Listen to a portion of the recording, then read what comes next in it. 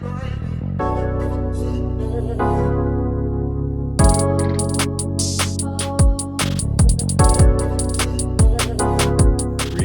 remember, repeat. Y'all know what come first in this show. We definitely showing love. If y'all know my body, y'all know we showing some love on this show. Shout outs to Doc Spills and Iron Mastery Academy. Like I told you, they making trading simple. Learning how to invest by just simply matching your colors. You match your colors and you win trades, man. I'm telling you guys, this is simple. And I think this is what we all should be getting into as far as managing our own money and managing our own finances.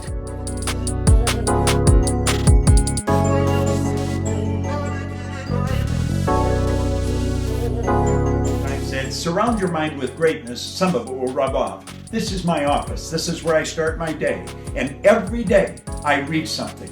Form a habit of reading every day. It's about Proctor. Oh, and like, I love what you're doing as far as the read, remember, repeat, because that's imperative, man. A lot of times, including myself, when I first started getting back into reading. And always, always, always, family, remember this: read, remember, and repeat. Oh, All man, you have we to do ended out with that, man. Big Mitch, man, thank you. Super phenomenal night to you guys. Hope everybody's day was smooth sailing. Hope everybody got things done. That's most important, man, that you squeeze life out of yourself every day, you know what I mean? Do it calmly, do it nicely. Don't put too much strain on yourself, but that you do as much as you can, right? Whether it's showing love to people, whether it's working hard, you know what I mean? You do as much as you can. You go the extra mile. If there's anything we learn from this book, is go the extra mile because you'll be compensated, you know, accordingly. You know what I mean? If you work out more, you're gonna get more muscle. If you read more, you're gonna get more brain knowledge. You know what I mean? Let's go though. Read, remember, repeat. I know what's going on. Napoleon Hill's Philosophy of Success, the 17 original lessons, and I think we're gonna finish this book. So let's go.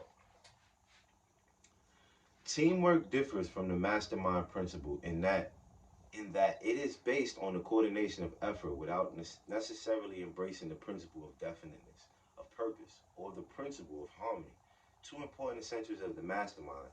There are two types of teamwork. Willing teamwork, based upon voluntarily coordination of effort and free from all forms of force. Two, unwilling teamwork, based upon fear, force, or some necessity. The difference between these types determines whether any form of cooperation shall be permanent and constructive or temporary and destructive. Willing teamwork is the only type that leads to constructive ends, that ensures permanency of power through the coordination of effort. Men often are forced to cooperate in carrying out a given plan on purpose, sometimes by economic necessity, sometimes by fear, but they do not continue their cooperative effort any longer than the time required for them to eliminate the motive that impelled it. Teamwork produces power, but whether the power is temporary or permanent depends upon the motive that inspired the cooperation. If the motive inspires people to cooperate willingly, the power produced by this sort of teamwork will endure as long as the spirit of willingness prevails. If the motive is one that forces people to cooperate, be it fear or any other negative cause, the power produced will be temporary. Great physical power can be produced by coordination of the efforts of individuals, but the endurance of that power, its quality, scope, and strength are derived from that intangible something known as the spirit in which men work together for the attainment of a common end. Where the spirit of teamwork is willing, voluntary, and free, it leads to the attainment of a power that is great and enduring. Picture yourself a highly enthusiastic team, high in spirits, faith, and confidence, all working in perfect harmony toward a common goal. Truly, this is an unbeatable combination. Now say, I willingly and gladly cooperate with my fellow men in worthwhile teamwork. I willingly and gladly cooperate with my fellow man in worthwhile teamwork. I willingly and gladly cooperate with my fellow man in worthwhile teamwork. I willingly and gladly cooperate with my fellow man in worthwhile teamwork. I willingly and gladly cooperate with my fellow man in worthwhile teamwork. I willingly and gladly cooperate with my fellow man in worthwhile teamwork. I willingly and gladly cooperate with my fellow man in worthwhile teamwork. I willingly and gladly cooperate with my fellow man in worthwhile teamwork. I willingly and gladly cooperate with my fellow man in worthwhile teamwork. I willingly and gladly cooperate with my fellow man in worthwhile teamwork. We are on the 17th lesson, guys, and we did it together. Cosmic habit force. The purpose of this chapter is to describe and explain the law by which you acquire habits. A law so stupendous in its scope and power that it may be difficult at first to understand. This law is known as cosmic habit force, from which you can see that it pertains to the universe as a whole and the laws that govern it. This law maintains the equilibrium of the whole universe in orderliness through established habits. The law forces every living thing and every inert particle of matter to adhere to and follow the vibrations of its environment, including, of course, the physical habits and the thought habits of mankind.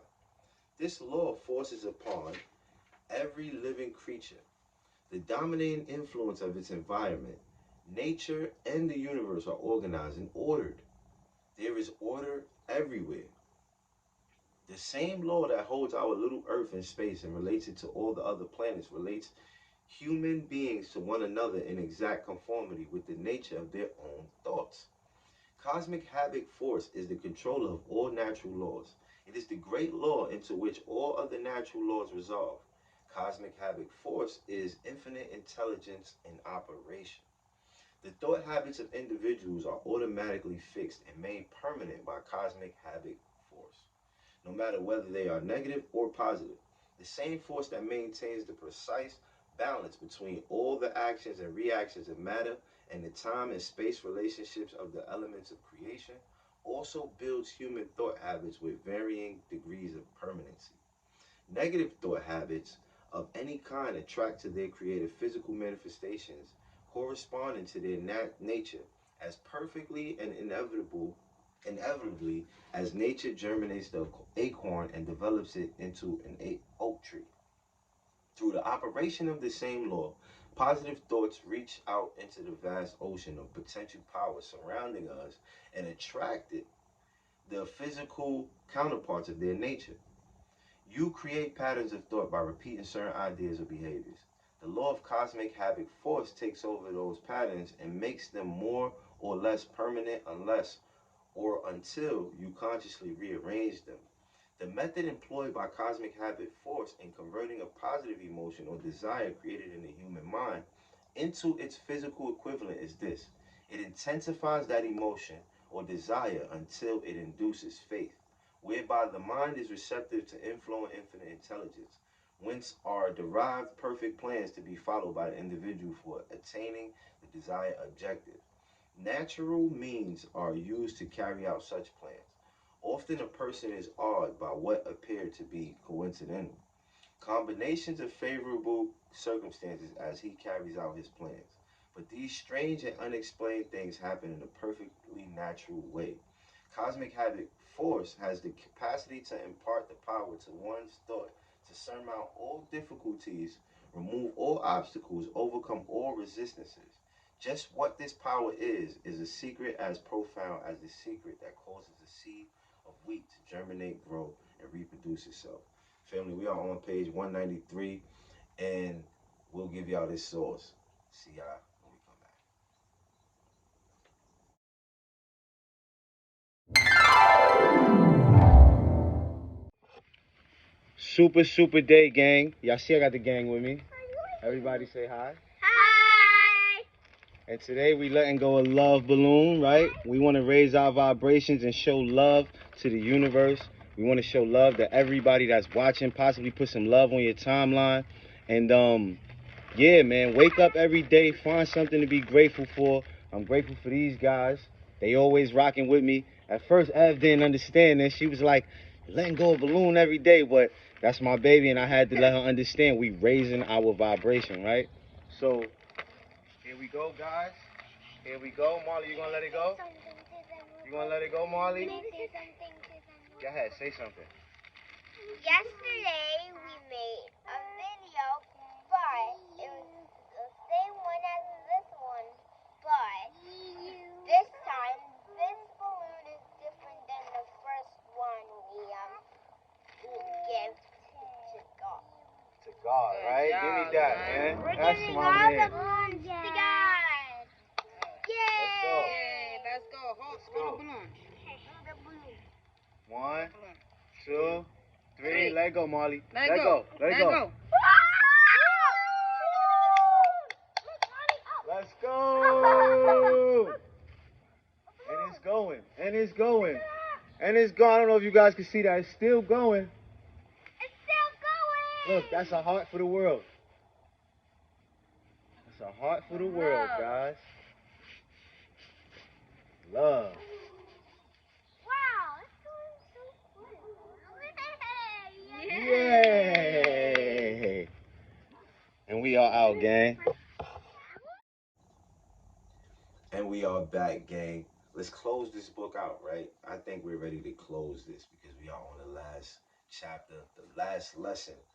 And yeah, man, let's do it. We can liken the brain of man to a great river that has a division down its middle.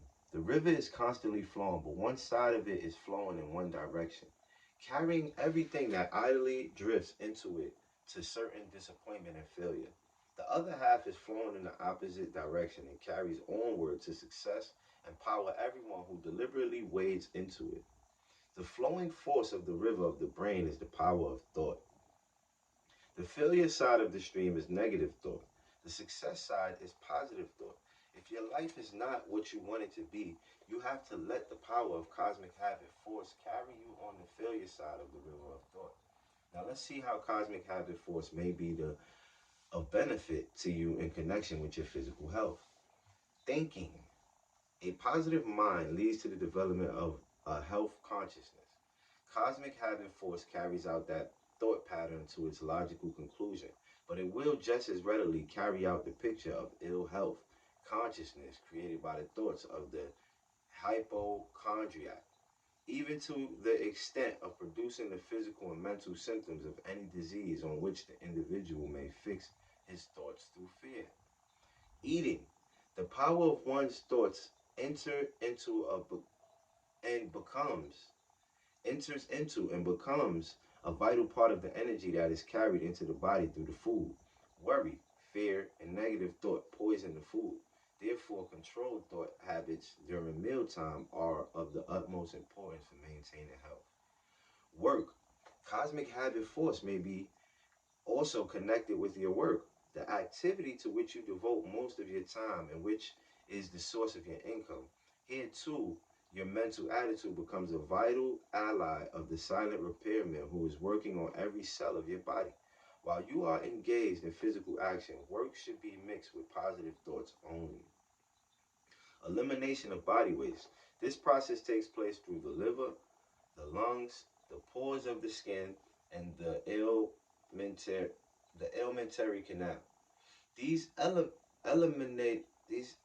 eliminative processes function rhythmically and in perfect order when supported by the proper thought and diet habits, both patterns being taken over and made permanent by cosmic habit force. Now we come to the relationship of cosmic habit force to economic and financial benefits, a definite major purpose. This, as you know, is the starting point of all success. You may condition your mind and body to hand over to cosmic habit force the exact pictures through your thought habits of the financial status you wish to maintain.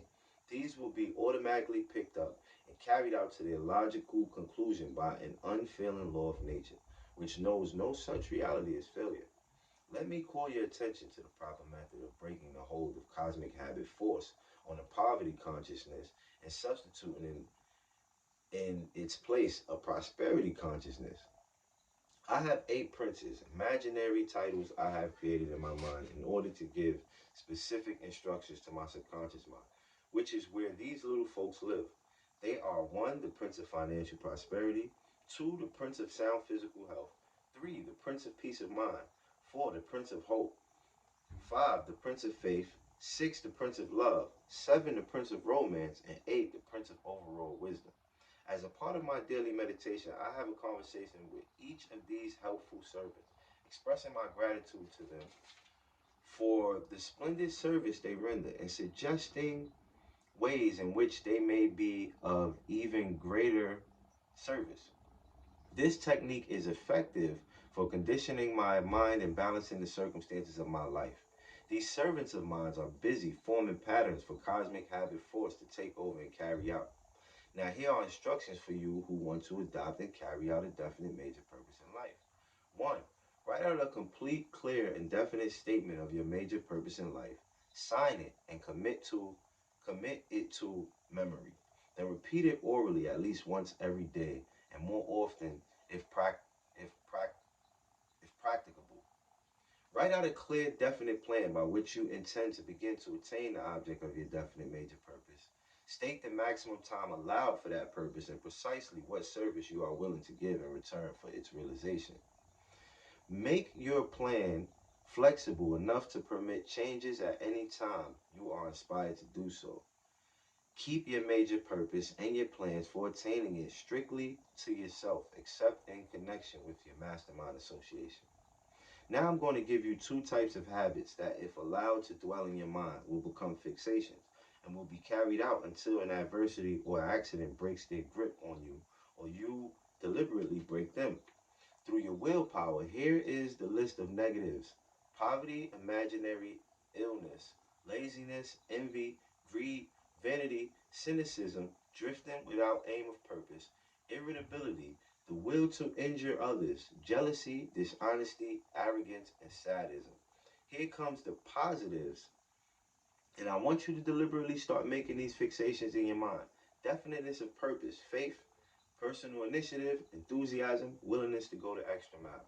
I wish to review the means of developing your ego, which will enable you to take advantage of this great law of cosmic habit force by consciously setting up habits for it to embrace. Actively ally yourself with one or more persons who can help you to attain your major purpose. 2. Formulate a plan. Member of your alliance may help you here. 3. Avoid persons and circumstances that make you feel inferior. 4. Close the door on past unpleasant experiences. 5. Surround yourself with the physical means to impress your mind with the nature of your purpose in life. 6. Build your ego with balance, neither over nor under inflating it. Now I want to call your attention to great forces that, as I have mentioned, are working in the minds of all of us to make us what we are.